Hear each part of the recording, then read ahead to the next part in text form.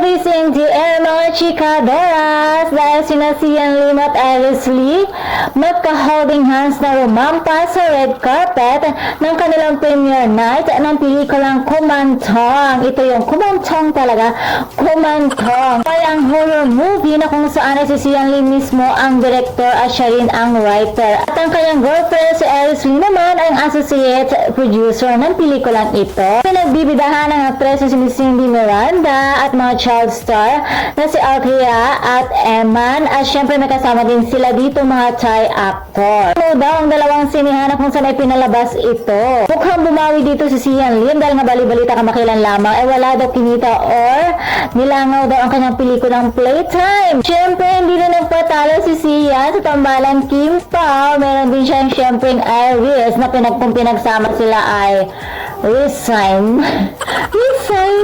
Ayan nga mga chikadoras. At syempre, sweetan sila doon sa premiere night. May mga paakbay, may mga pa-holding hands. Ay, kilig yun. So, usapan din ang kanya naging outfit dahil nga nakaparda itong si Sian. Kaya naman, ang mga ibang netizen sa kinansyawan itong si Sian Lim. Bakit daw siya nakaparda? Gusto daw ba niya maging si Kim Chu? At siguro marahil na din siya komportable. Yun yung bet niya. Siguro ayun yung kanyang fashion de amores. At syempre, mas mabagay siguro ang kanyang outfit sa kanilang pinopromote na movie. Ayan.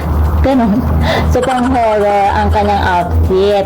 So, ay mga chikadoras, kung gusto nyo manood ng Kumantong, ayan, ay sugod na sa sinihan. Sa totoo lang, kapansin-pansin din kay Sian Lim na dead man na siya sa mga bashers niya, haters niya, wala na siyang pakialam, basta gusto niya ipagsigawan na mahal niya itong si Iris Lee, kung gaano siya ka-route and proud na siya. Girlfriend niya si Iris, diba? Iris and Sian is resign. Tambalang resign. So, ayun mga chikadoras, and that's all for now. And please don't forget to like, share, and subscribe my channel. Thank you for watching.